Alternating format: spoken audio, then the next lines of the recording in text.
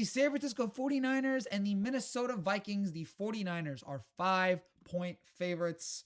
No McCaffrey, no problem, because as long as you have Jordan Mason, things are going to be okay. I was so impressed with this kid making his first start and having 147 yards on 28 carries with a touchdown. We expect McCaffrey will be back sooner rather than later. I mean, they shouldn't rush it because the Niners are going to be fine without him. You want to save him for the postseason, so it's okay. But the Niners were great. They really, the offensive line especially did really well, keeping Purdy, intact all game. Making sure the Jets only had like 2 rushes of him. So the Jets defense. So they only pressured him I think 2 times.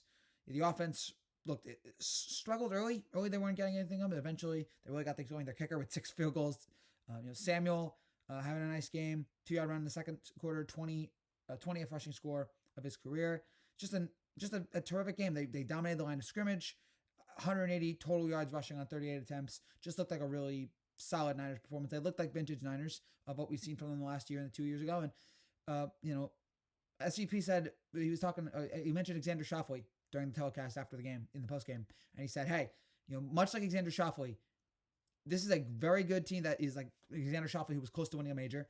And if they just keep doing what they're doing, eventually they'll get over the hump. They're just too talented, and they're playing well. Eventually things will fall their way. It happened for Schauffele. We'll see if it happens for the Niners. Why not? They have the talent to do it. I still have concerns about Purdy, but you know what? If Shanahan can just take any running back and just make them a star, then why the hell not? It just seems like he's a very talented coach, and we saw it here again against the Jets.